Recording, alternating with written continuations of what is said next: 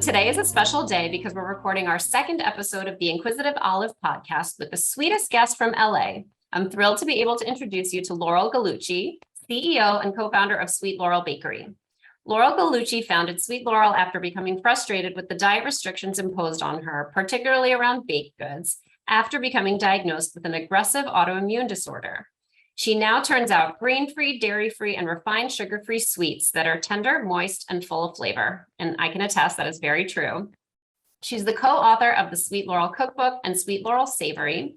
You can find Sweet Laurel Bakeshop IRL in the Pacific Palisades. We here at Kosterina love everything about Sweet Laurel and, of course, Laurel herself. Sweet Laurel's desserts are sweet but nutritious and indulgent yet healthful, a better approach to baking. We love balance and we love chatting all things health and wellness, so it's a pleasure to welcome Laurel to the show. Laurel, thank you so much for being here. Thank you so much for having me. It's an honor to be chatting with you, and I'm a huge fan of you and your amazing brand, and we love a lot of the same things. So. Likewise, I feel exactly the same way. And, we at Kosterina are always excited to connect with other brands that are building products that are not only really delicious, but also healthy and better for you. So I'm excited to dig into all things Sweet Laurel. But I thought where we might start is just digging in a little bit into your personal history and what brought you to create Sweet Laurel, the brand. And so for the audience and the listeners who don't know, you are an entrepreneur, you're a mom of two, you're a wife, and you had shared your story with me that you were diagnosed with an autoimmune disorder called Hashimoto's and were actually able to heal yourself through food. And it was part of that journey that led you to Sweet Laurel. So would love to dig into a little bit of that experience and what brought you to this place in your life. I love sharing my story, and it's if it can help one person or a few people who are listening today, I would be so delighted. So basically when I was in my mid-20s, I was diagnosed with Hashimoto's disease. And at the time, I had no idea I had a chronic illness. I was just going to a routine doctor's appointment, and they shared with me that I had Hashimoto's disease. And I was shocked at first because generally I thought I was like a very healthy person. I ate healthy. I worked out all the time. Like I really thought I was a healthy person.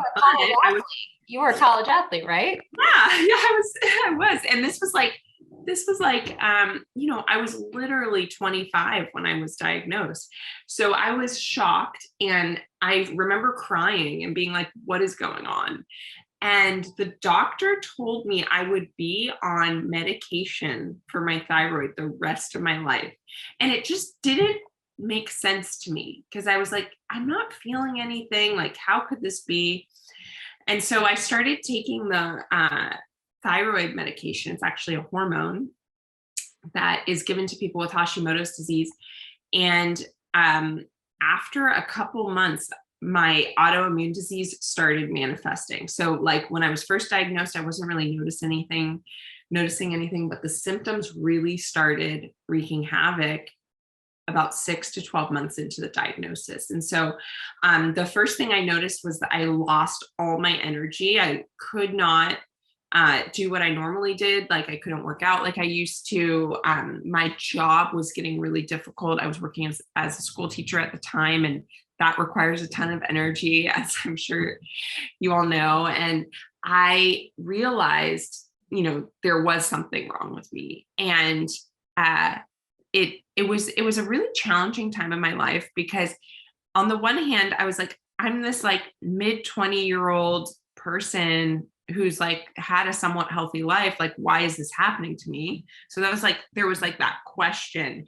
And then there was the other issue where I was like, this isn't cool because it's starting to affect like my overall well-being, my family life, my personal life, my work life. And it's also affecting body systems of mine. So like after a year of having Hashimoto's disease, I completely stopped cycling, which is like very scary for a woman.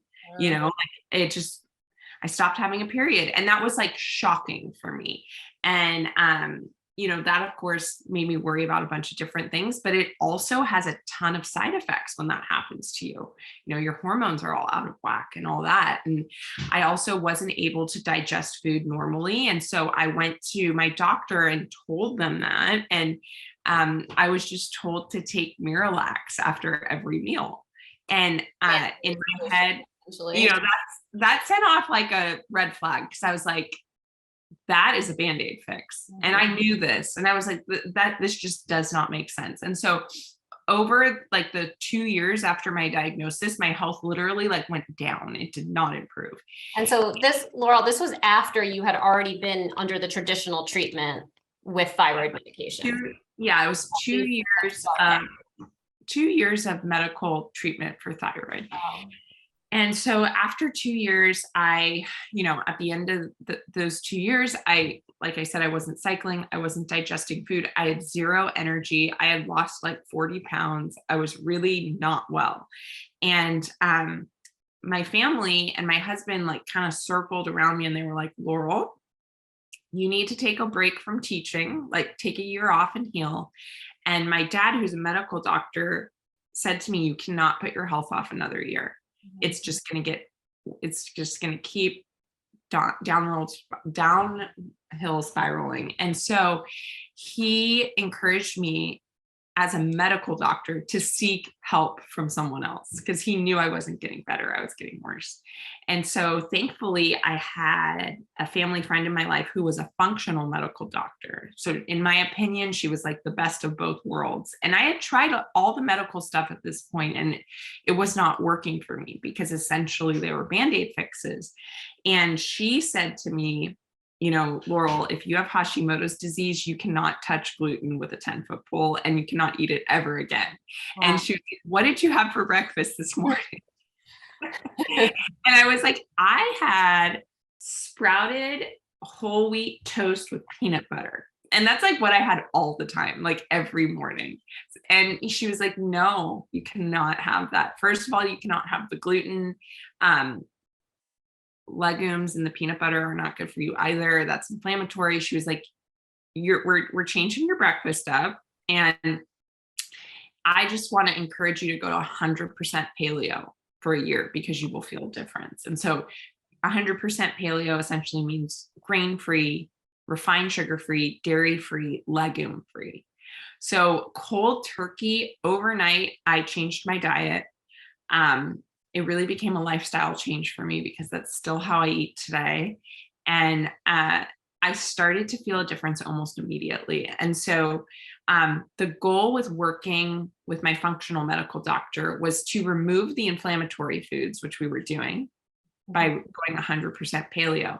But then she put me on an entire gut healing protocol, because most of the time when people have autoimmune diseases, it's manifesting from some issue that's going on in the gut, like leaky gut or just gut issues. And, your gut really controls more than we all think.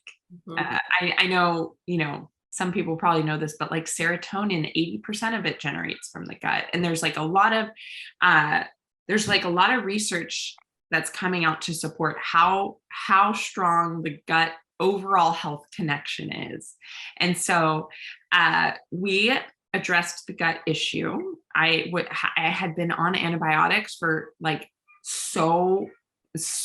overly medicated with antibiotics in high school and college for various things. And that's probably what made my gut go out of whack. And so I really believe that, addressing the gut issues and removing the inflammatory foods were the keys to me turning around my autoimmune disease. And so, after about a year, it was insane. Like I was starting to have symptoms ease up in a big way. So like my energy came back. That was probably the first thing. I started digesting food normally. Like I didn't need to rely on, Miralax and laxatives anymore. Like I was doing great in that department. And then the coolest thing is a year and a half after my diet change, I became pregnant with my first baby. And this was without having a cycle. like I hadn't cycled in 4.5 years. And so I became pregnant with my first baby. And it was literally a miracle, because if you were to look at my hormones, it like didn't really make sense, but something clicked, obviously. And, some really deep healing was happening under the, behind the scenes. And ever since I had my first baby, who's now 5.5, I've like, my hormones have been like perfectly balanced. And like, all my hormones, like my thyroid hormones, cycling hormones, all that. And it's a true miracle. And my autoimmune disease has been in remission since I had him. So, Incredible.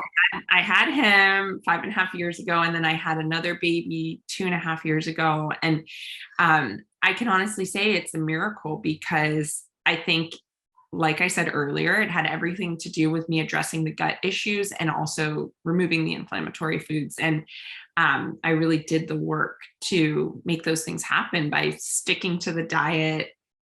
I'm not someone that you'll like find having gluten on like a Friday. Like, I don't cheat. Yeah, I was going to ask you about that, because it's very strict. It's you can't have. Yeah, like there's so many people who can get away with it, but I cannot. Medically I cannot. I feel the inflammation in my body almost immediately, so I don't mess with it. But like people like my husband, who like doesn't have health issues, but he still eats the way I eat, can, every now and then have gluten and he'll feel fine. But like, I don't mess with it. Well, first of all, that's incredible. And congratulations on becoming a mom, even after all the, health ups and downs that you went through. I think it's so disappointing that you were actually already being treated for this condition by a doctor who didn't tell you anything about a potential diet change that could improve symptoms, let alone, heal you completely. And so, the functional medical approach, I think, is really interesting and important. And, even people who are not suffering from something as serious as you were could benefit from, seeing a functional medicine doctor. I have written for Kosterina about my experience with Parsley Health, which is a functional medicine practice here in New York. My really quick personal story there was with my first 2 pregnancies, I suffered from restless leg syndrome. It was like so debilitating that I couldn't sleep at all. It's essentially like, as soon as you lay down to go to sleep, you feel like you have to move your legs. And I just didn't sleep for those 2 pregnancies. And at the beginning of my 3rd pregnancy, I went to Parsley Health. They ran like a full blood panel, which it was so simple. I basically just had an iron deficiency. I took an iron supplement and was healed. And so, my traditional, OBGYN didn't find it. My traditional doctor didn't find it. And so I have a personal story also around functional medicine and the more in-depth approach and preventative approach. Yeah, that's a powerful story. And I really applaud you for like, digging deeper and being like, you know what? I'm pregnant again, and I'm not going to deal with it. And sometimes it takes like, living through like the pain and the suffering aspect of having these issues for us to uncover something deeper. And I think, unfortunately, a lot of us are like silently suffering. Like I know firsthand through having a company that's dedicated to being completely anti-inflammatory in its approach to baked goods and deliciousness, that I hear from our community all the time, like issues that they're having. And people are searching for ways to alternatively find that wellness balance. And sometimes it takes talking to a couple different people, or just finding community and like getting dialed into a lifestyle change. And those are, how we can make changes that affect like long-term health. So absolutely. No, and I think your story is so inspiring and will hopefully inspire people to dig deeper, like you said. So you mentioned before that you don't cheat. How do you make sure that you stick to your diet, your anti-inflammatory diet, when you're traveling or when you're eating out? Any tips there? Because I'm sure a lot of people struggle with it too, with various elimination diets or things that they're trying to avoid. Any tricks? Yes. So there's a saying, perfect planning prevents another P word, which I'm not remembering. But you have to plan. You have to be a master planner, and it's not easy, but you do need to plan. And so, for example, if I have a flight and I'm going to some city where I know doesn't have great food, or you know, I'm not going to have time to find great food, like this happens, you know. So Yeah. I like pack food with me. I take food with me everywhere. Like my bag that I carry around with me, even in LA, I live in LA where there's so many resources for good food. I always have food in my purse. And I know it sounds crazy, but I truly feel like, you know, once I start getting like hangry, it really affects my overall ability to function. And so like I have to keep food on me at all times. And having those like go-to snacks that, you know, are going to work is really important. So whatever diet you're following, or if you're doing like a very like basic paleo diet, there's actually so much that you can have on hand at all times to just keep you fueled throughout the day. And so I would say like keeping those snacks and foods on you at all times, planning out trips where, you know, if you're staying somewhere for a while, you're stopping at the grocery store and stocking up, you know, making sure wherever you're staying has a fridge, and like trying to keep yourself set up for success. And then, you know, if you're going to be going out to eat, I'm a big fan of checking out the menu beforehand online. Mm-hmm. And like my trick also, and I know this isn't really a trick, a lot of people do this, but if I'm invited to a party or something, I always offer to bring a dish or food that like I can actually eat. And so, you know, I'll make like a huge salad or something that is filled with stuff that I can eat, right? Because like you don't know, you know, with parties sometimes. And I also eat beforehand often too. And so like you kind of have to do little things. Mm-hmm. And I've found if you keep yourself satiated with good fats and proteins, and Kosterina knows a lot about good fats. If you keep yourself satiated with those good fats and proteins, you do not get hangry at parties or gatherings or just throughout the workday. You actually like keep that even keel, you know, balance. And I think a lot of people underestimate what protein and fat can do for you. And from like a nutritional perspective, those are really essential things for everyone. And, you know, I always make sure I'm keeping adequate amounts of those in my diet throughout the day. So what are the snacks in your bag? Give us a couple that we can and know that we're being healthy. Yeah. So like the number one thing you will not find me with is a chocolate bar. Okay, love it. We're into chocolate as well. I know. And your chocolate bars are so good. So I actually, you know, I really love any chocolate bar that's like sweetened with dates or naturally sweetened with coconut sugar or what have you. But I actually like normally eat 100% cacao, which is like chocolate with nothing in it. And it's just like, if you have a good quality version of it, it actually has this delicious flavor to it. And it's a great source of fat.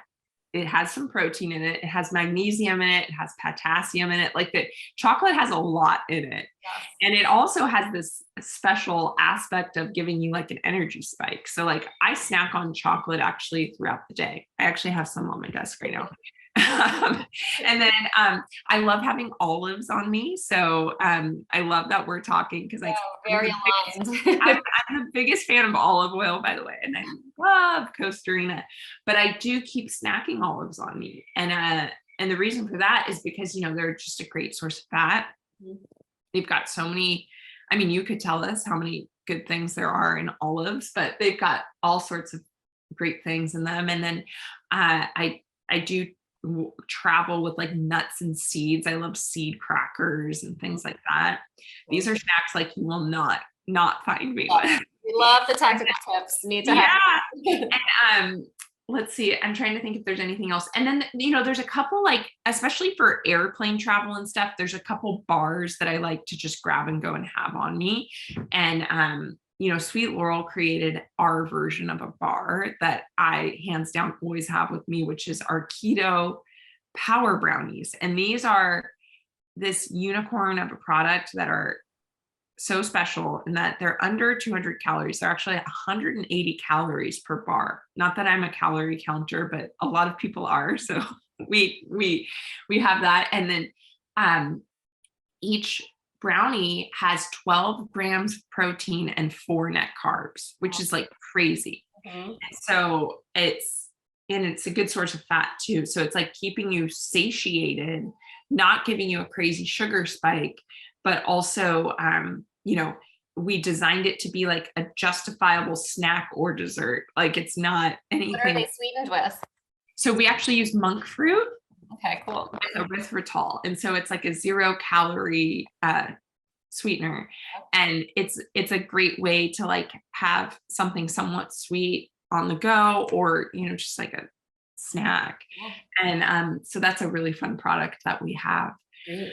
But those are some of my purse snacks. And the way to do this, if you're going to do it, is to just plan it out and talk to people who have successfully done it. And like when I first started this diet, it was 2014 and there were like 0 options at the grocery store. Yeah, oh my gosh, it's completely flip-flopped. Yeah. And there's like literally like 10 online resources dedicated to people eating various diet lifestyles that they just like provide you with snacks and food, like there's so many resources out there now. We may hit you up for some of those names so we can put them in the show notes. Yes. Awesome. Yes. Would love to shift gears a little bit and have you tell us about what brought you to baking. How did you start Sweet Laurel? The last we heard, you were a school teacher when you were first, diagnosed with Hashimoto. So take us through that path. How did you get to Sweet Laurel? Yes. So I changed my diet in 2014, and that was when I took a year off of teaching school.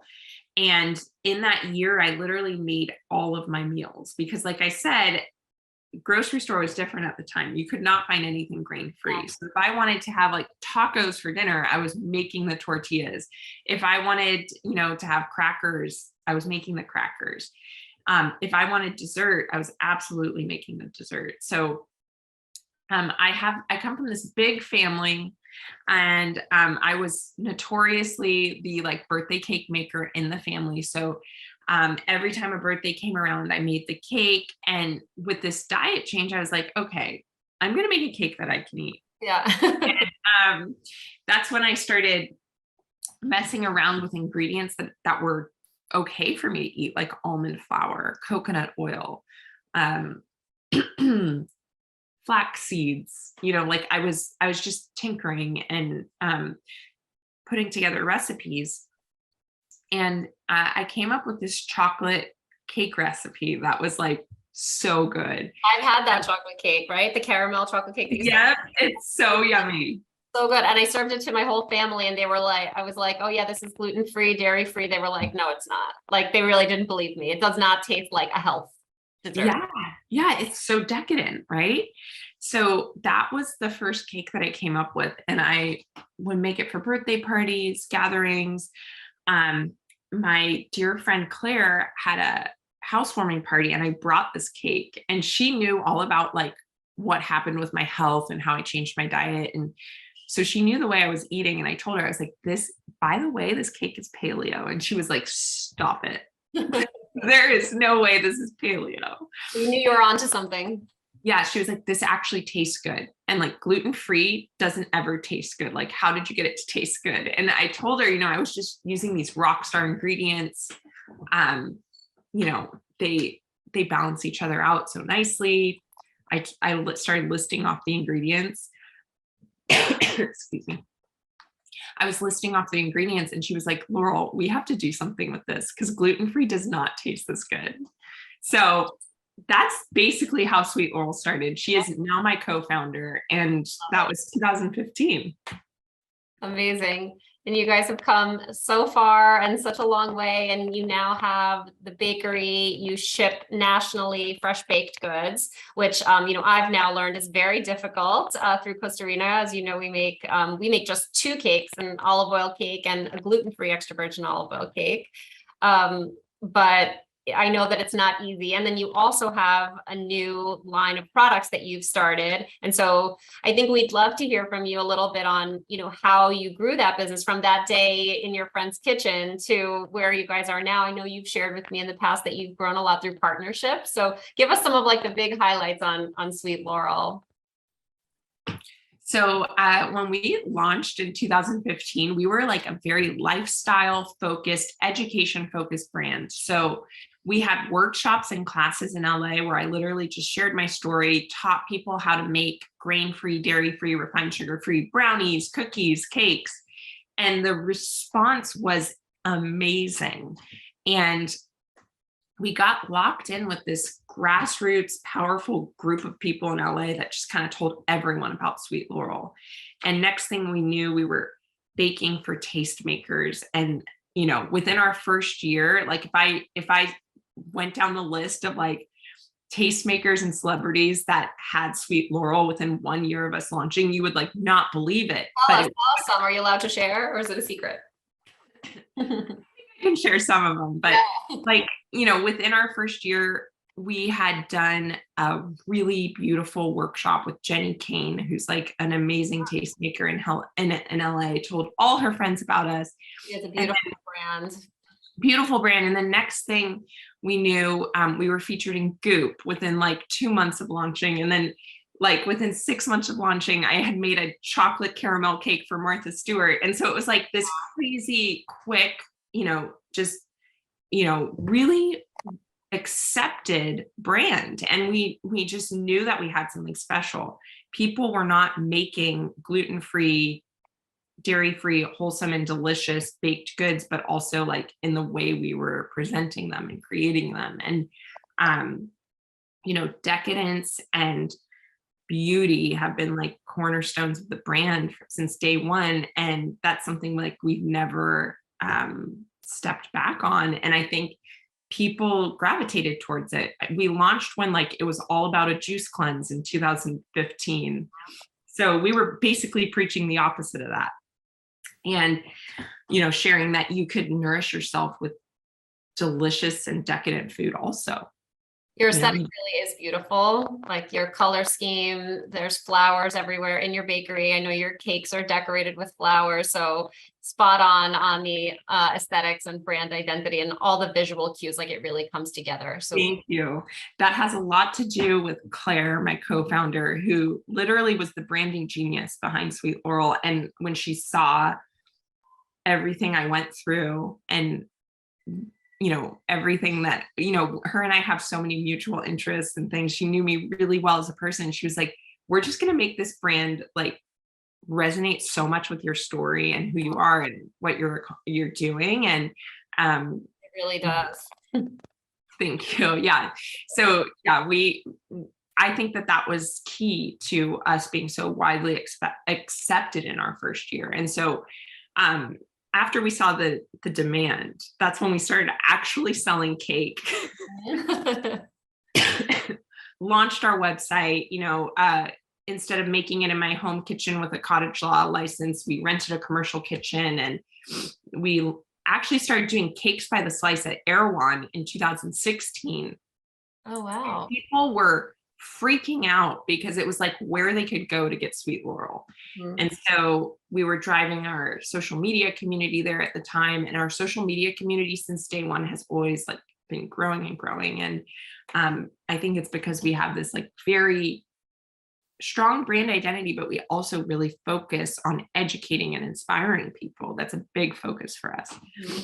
So, and you started with those education roots as well, teaching people how to make cakes. And so, I think a lot about, you're reminding me of Haven's Kitchen, the sauce brand, and Allie Kane, who, has her own food focused podcast.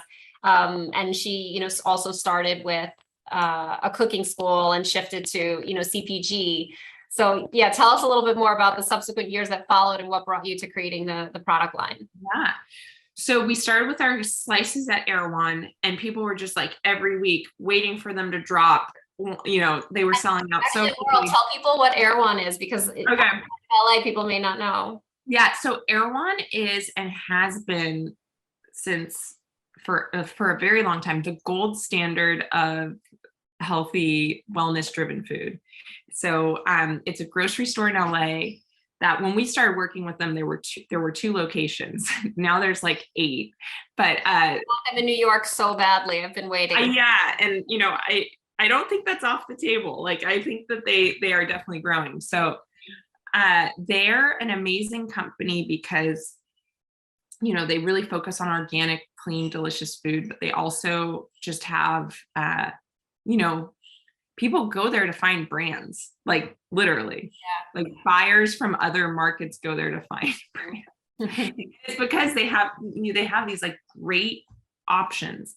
And we have been with Erewhon since 2016. And like I mentioned earlier, it was the only place you could purchase Sweet Laurel for a very long time.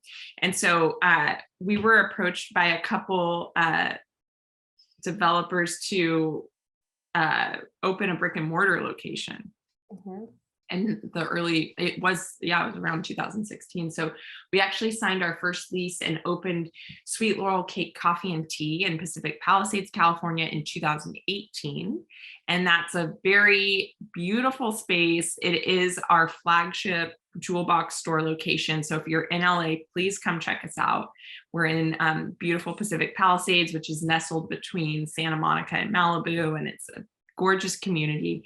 And Sweet Laurel is there. We're open every day from 9 a.m. to 5 p.m. So, you know, come in for some grain-free cake, coffee and tea. We've also got all sorts of other baked goods. Sounds good. You know, it's amazing because if I hang out at Sweet Laurel ever, like I work from there a couple times a week, I meet people from all around the world, literally, who are coming, like, it's like their first stop when they're in LA, or they come to Sweet Laurel and carry on a bunch of cake home. You know, like I get to meet so many cool people in our community, which I love. But it's really important to us to have a place where people can touch and feel the brand and see it firsthand. So we opened our cake shop, and then we started shipping our cake nationally. And that was something that really was important for the brand. And I'm really glad that we did that because we are the only brand shipping paleo and keto vegan cakes nationwide. And there's actually a super high need. Like there's so many people who like literally can't have a birthday cake.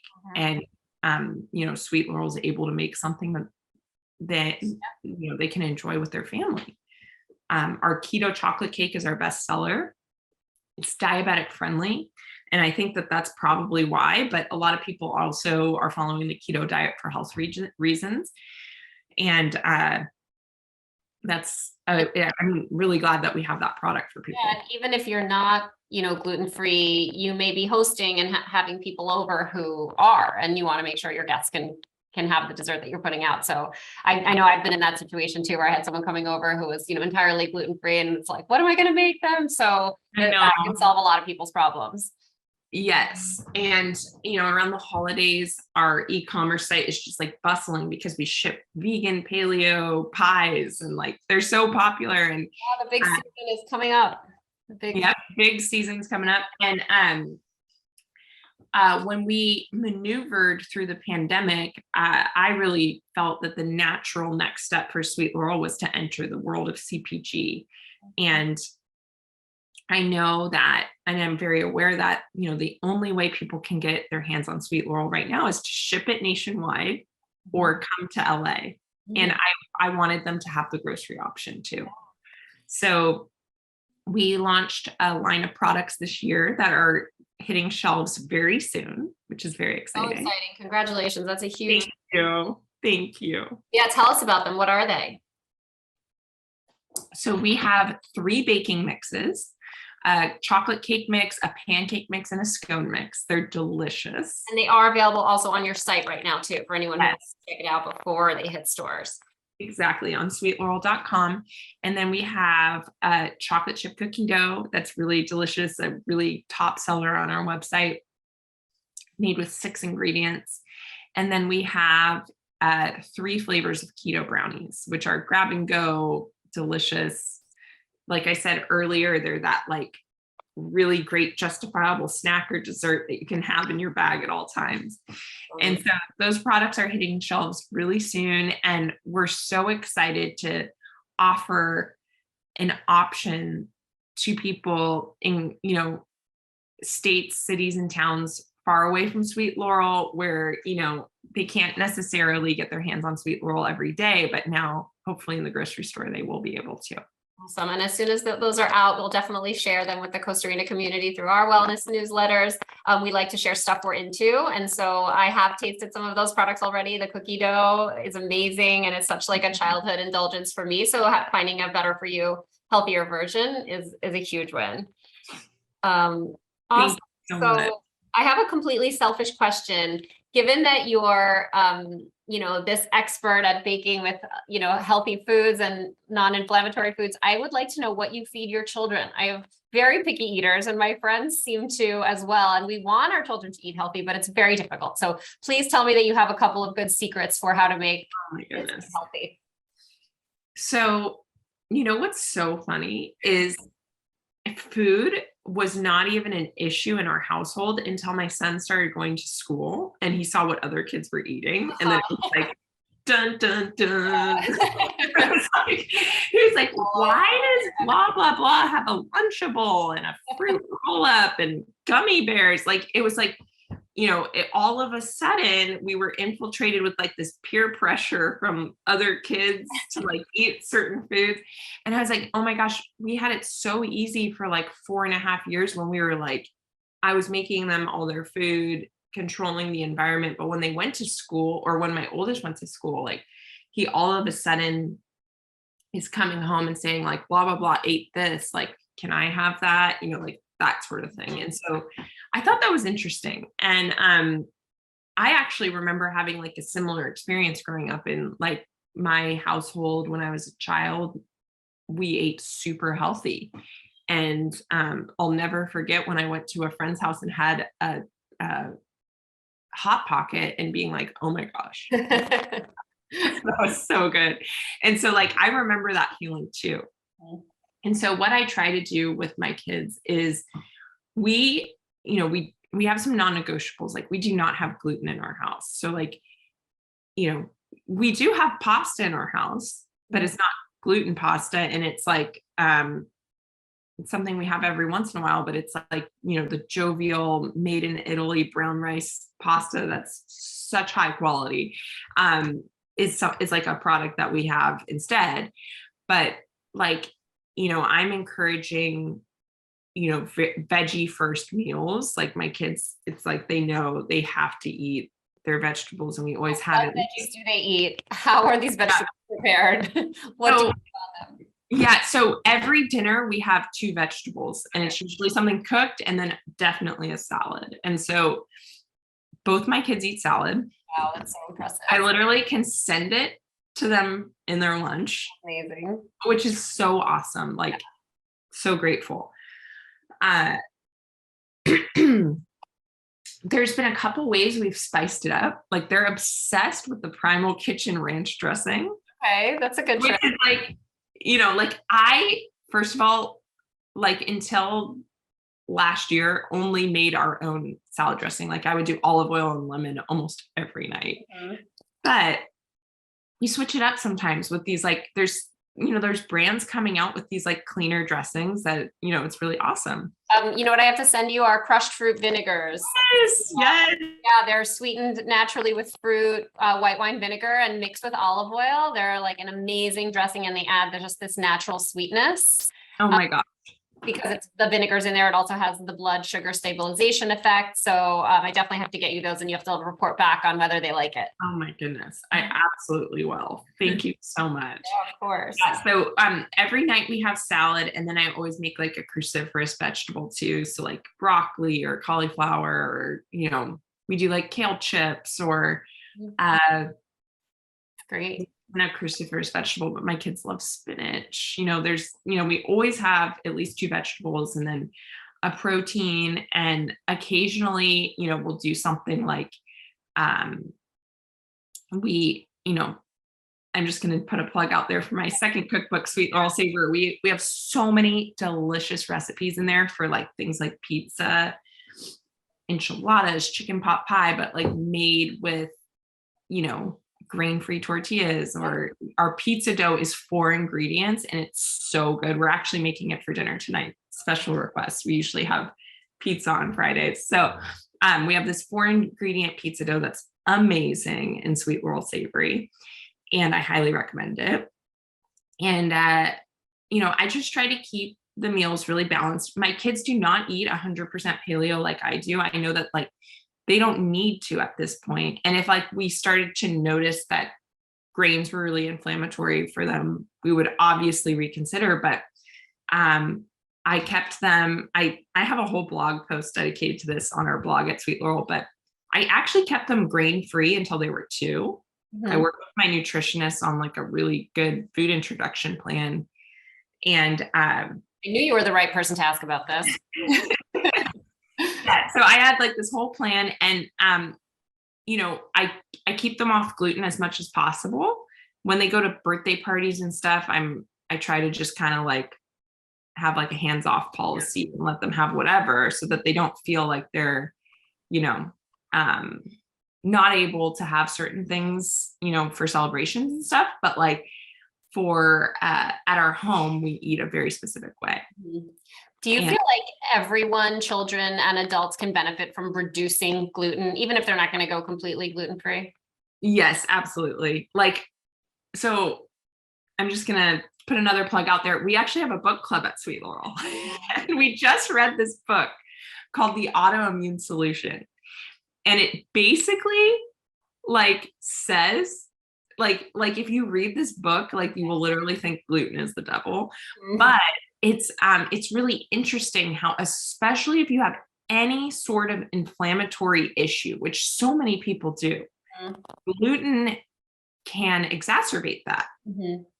So while I will be the first to admit that I have met people who seemingly don't have issues with gluten. And I do think that there's certain types of gluten that are easier to digest, like, wild fermented, organic, hopefully grown in Europe, like usually is easier for people to digest. However, I think that there's a very large percentage of people that, don't share that sentiment, and, it causes inflammation for them. So, I would say I can't make a blanket statement, but I would say like if you think gluten's not for you because of how you feel after you eat it, it's probably not for you. Yeah, I have read that even people who don't present with GI symptoms can benefit from reducing gluten. Absolutely. Crazy story. Yeah. So like you know how you get your passport picture taken, like I think it's every 5 years or 10 years maybe.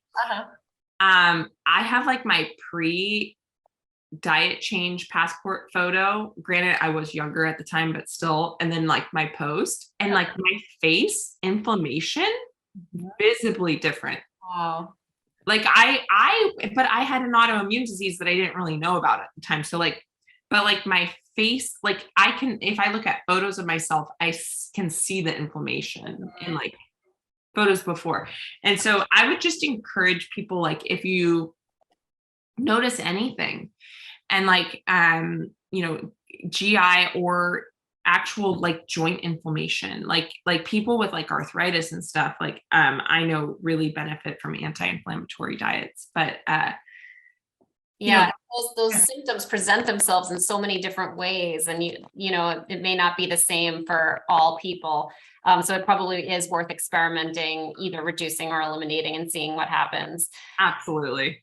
I have some books that I can recommend too for that. Perfect. We'll add those as well. I don't want to take up too much more of your time, so I want to jump into our quick little lightning round, and then would love to have you share with the audience where we can follow you and find you. So we'll jump into a few of these quick ones. So, one, is there anything surprising that most people don't know about you?